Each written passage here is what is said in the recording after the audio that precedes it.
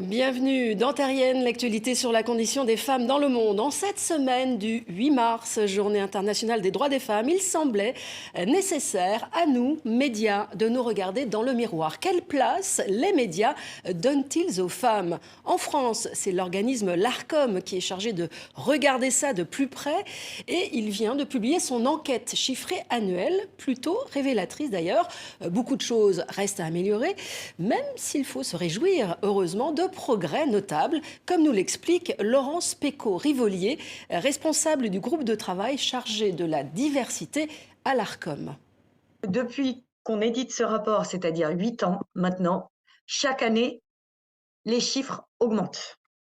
Donc ça, en soi, ça veut dire qu'on est vraiment dans un système de progression constante. Là, on était à 43% de présence des femmes, on est à 44%.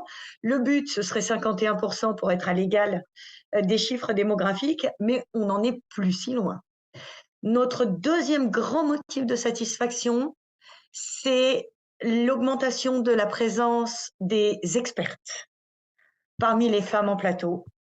Et ça, pour nous, c'est fondamental parce que ça veut dire que non seulement les femmes sont maintenant présentes à l'écran de manière quasi paritaire, mais en plus, elles y occupent une vraie place de connaisseuses, de sachantes, et donc elles sont valorisées dans leur savoir et pas seulement dans leur présence.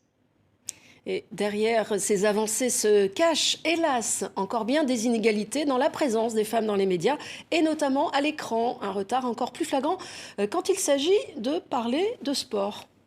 Il y a vraiment tout un écosystème à faire bouger, parce que là, on a des chiffres qui peuvent alerter. On a ce 21% de taux de présence des femmes dans les émissions dédiées au sport. 11% si on regarde leur taux de parole. Donc là, vous voyez que par rapport aux chiffres de 45% et de 36% qui sont les moyennes sur l'ensemble des émissions, on est largement en deçà.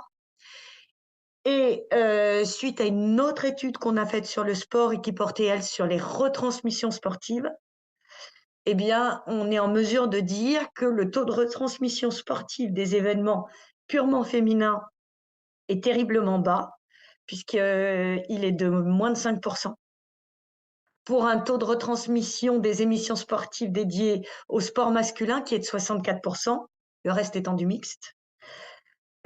Donc là, véritablement, c'est notre chantier prioritaire et il l'est d'autant plus qu'il y a quand même un événement majeur en 2024 et nous voudrions que les médias soient prêts à accueillir cet événement majeur en respectant les principes d'égalité.